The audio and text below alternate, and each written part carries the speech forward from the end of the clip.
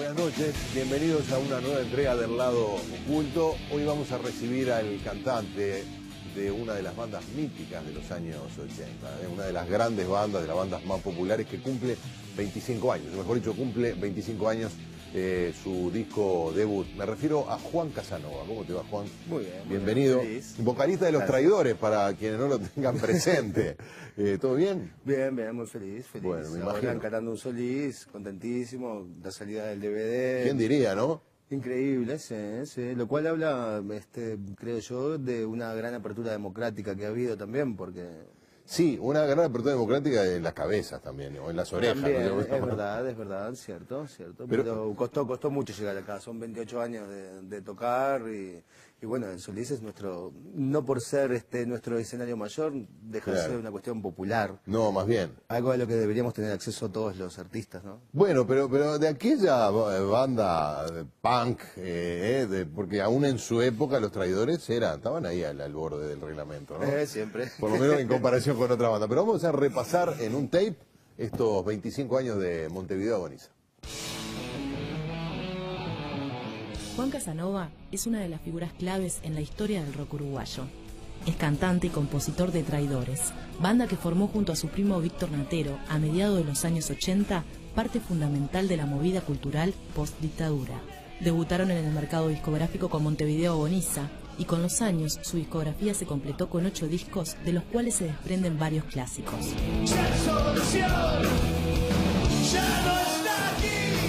En julio de 2011, después de una larga ausencia, el grupo volvió con 4 shows con los que se conmemoraron los 25 años del lanzamiento de su primer disco, lo cual fue registrado y a pocos días de editado se convirtió en DVD de oro en Uruguay. Hoy en el Lado Oculto recibimos a Juan Casanova.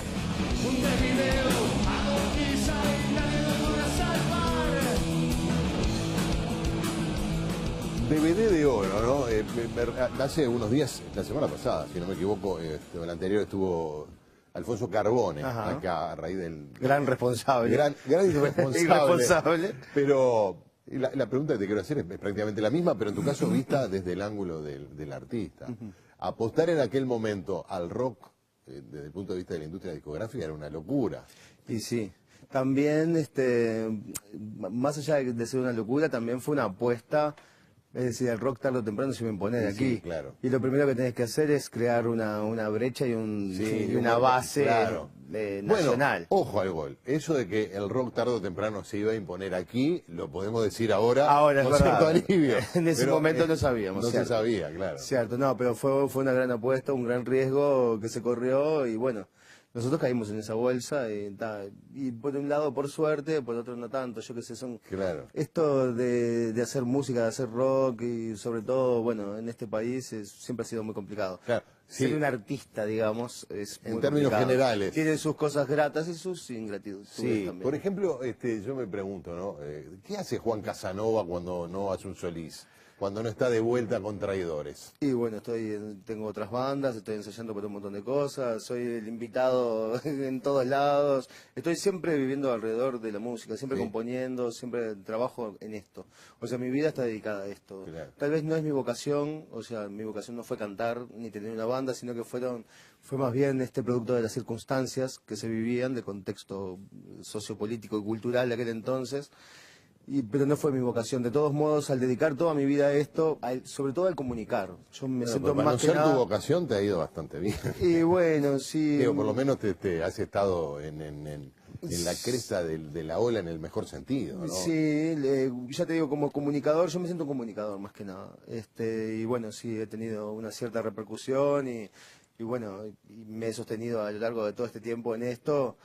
Pero espera, ¿qué edad tenías cuando empezaron con Los Traidores? Y ponele que empezamos a componer con 16, 17 años. Mi primo Víctor Natero era un poco mayor, pero no mucho más. ¿Pero alguno de los temas que aparecieron en Montevideo Agoniza o en los Claro, discos de- sí, empezamos a componer en esa edad, o sea, 16, 17.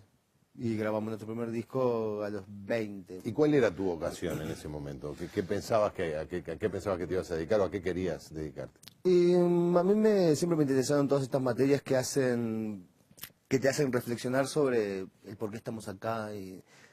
O sea, yo me gustaba mucho la filosofía, pero en realidad me hubiera dedicado creo que a la física teórica. Claro. Eso era lo que me gustaba. ¿Sí? O sea, soy un verdadero nerd.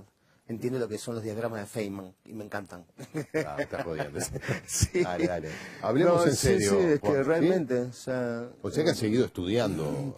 Y en realidad sí, no académicamente, pero sí por motu propio, sí soy un tipo que se ha dedicado a cultivarse de algún modo. Y sobre todo los temas que me interesan. O sea, la filosofía, la literatura y la física teórica me encanta. Pues la gente piensa que los punk en realidad no leen.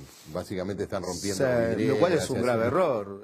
Richard Hell tenía como leitmotiv a Borges, yo qué sé. Yo me enteré muchísimo y aprendí muchísimo al respecto justamente de los punks. Punks Claro. es más que nada una actitud que se toma en un cierto momento para ir contra una cierta cultura, digamos, impuesta.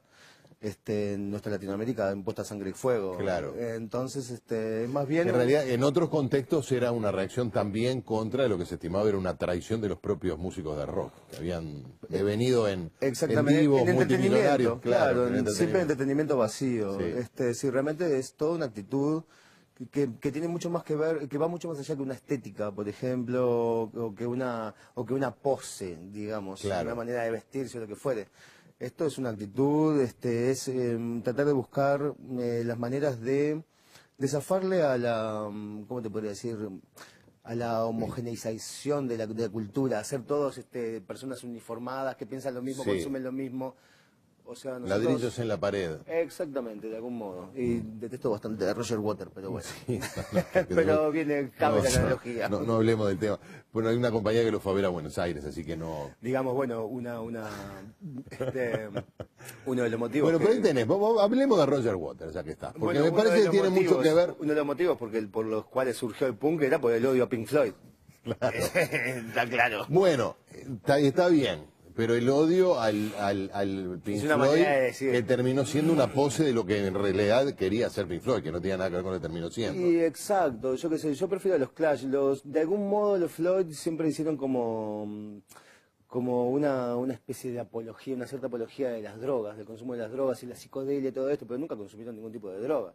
Eran todos señores que estaban para hacer guita. Y los punks no hacían apología de eso. En realidad, Joe Strummer te decía, alejate de las drogas porque te estupidizan.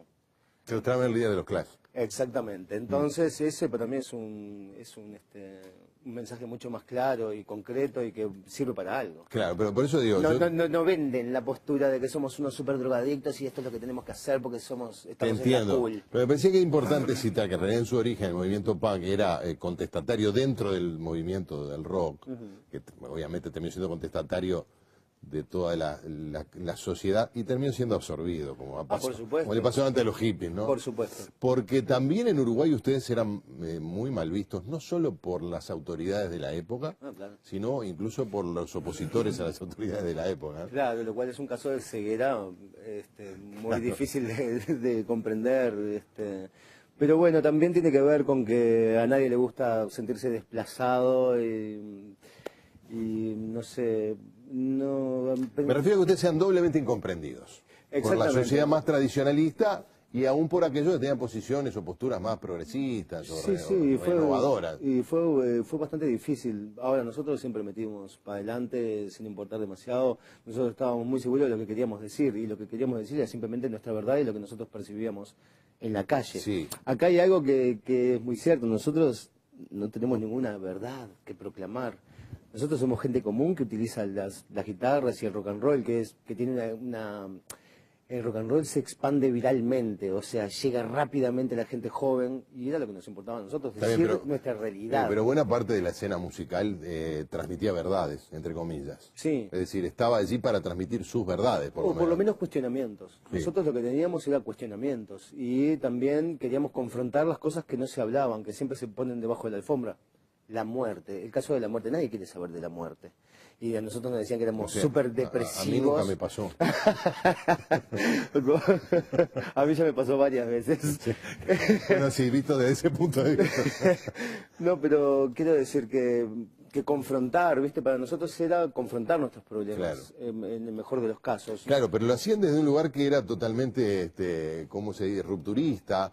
Se me No escapa. conformista. Sí, no, hay una palabra que se usa en psicología que es mucho más específica, disfuncional. Ah, esa es la palabra. sí. Ustedes eran disfuncionales. Es muy cierto, pero justamente lo que nosotros tratamos de hacer es de plantear con nuestra manera de ser disfuncionales. No solamente los traidores tenían un Claro. sesgo más disfuncional, Sí, es verdad, pero en es general el movimiento Pero de lo rock que de esa pretendíamos época. nosotros era hacer que te cuestionaras, justamente. Como te digo, nosotros no teníamos una verdad que proclamar, sino un montón de incógnitas, y lo que hacíamos era retratar la realidad que vivíamos, aún al día de hoy. Es lo que yo hago como comunicador, como escritor de canciones, Sí. como cantante. Me parece que una de las cosas, yo creo que la cultura uruguaya está en deuda con la generación de ustedes. Ha quedado por ahí, y ahora felizmente cuando me encuentro que el DVD fue disco de oro o DVD de oro, seguramente no eran los cuarentones que ahora que quieren en DVD lo que veían de muchachos Es verdad, es verdad. seguramente hay mucha gente joven que sigue o que quiere estar en contacto con ustedes Pero también. digamos, en realidad, ¿cómo te podría decir? Yo no creo que nadie me deba nada. Y de hecho, en la calle es donde se ven las cosas. Esto pasa que los traidores vuelvan a tocar después de años sin tocar, y que vayan y toquen, que sea masivo y que pase lo que sucedió con el DVD, pasa porque también estamos en el inconsciente de nuestra Sí. sociedad, de algún modo. Entonces, para mí no hubo tiempo perdido, ni yo le debo nada a nadie, ni creo que se me deba nada tampoco. Estamos muy a mano. O sea, yo lo que he tenido realmente Estudiar de... filosofía, yo decía en sentido metafórico. No No, pretendería no. que además te pague. No, pero para mí es muy real esto. O sea, yo lo más gratificante que he tenido a lo largo de todos estos años, ha sido el encuentro simplemente en la calle. Yo estoy en la calle, no soy una estrella de rock que vive encerrado en un búnker millonario. No soy como Roger Waters, por ejemplo. Exactamente, ni como Patricio Rey. Yo estoy en la calle, ese palo me está encanta, me todo- encanta meter esas porque a mucha gente le molesta. Juan Casanova. pero ustedes, bueno, Y sí. Pero yo estoy muy en la calle, ¿viste? Y recibo contacto a diario con la gente, ¿viste? Y eso es lo que me ha lo que pasa es que gratificado Patricio Rey realmente. no puede caminar por la calle en Argentina, casi. Claro. Si vos vivieras en Buenos Aires, terminarías como Patricio Rey viviendo en no sé dónde. Y bueno, a veces preferiría. A veces preferiría. Vamos a hacer una pausa y después voy a explicar por qué lo del algo. Ahora después de la pausa Ok. lo explico. Seguimos dialogando con Juan Casanova.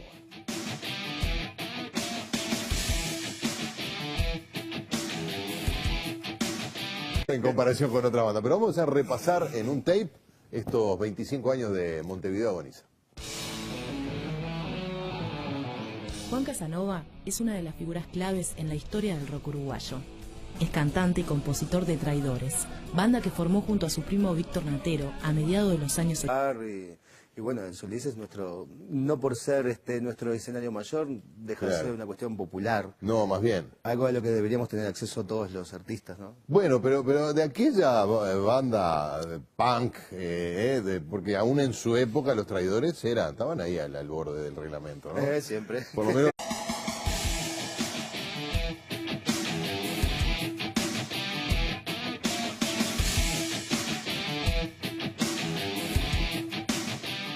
Hola, buenas noches, bienvenidos a una nueva entrega del Lado Oculto. Hoy vamos a recibir al cantante de una de las bandas míticas de los años 80, una de las grandes bandas, de las bandas más populares, que cumple 25 años, o mejor dicho, cumple 25 años su disco debut. Me refiero a Juan Casanova. ¿Cómo te va, Juan? Muy bien. muy Bienvenido. bien, feliz. Vocalista de Los Gracias. Traidores, para quienes no lo tengan presente. ¿Todo bien? Bien, muy feliz. Bueno, me Ahora imagino. cantando un Solís, contentísimo, la salida del DVD. ¿Quién diría, no? Increíble, sí. Lo cual habla, creo yo, de una gran apertura democrática que ha habido también, porque... Sí, una gran apertura democrática en las cabezas también, o en las orejas. También, ¿no? es verdad, cierto. Pero- Pero costó mucho llegar acá, son 28 años de tocar.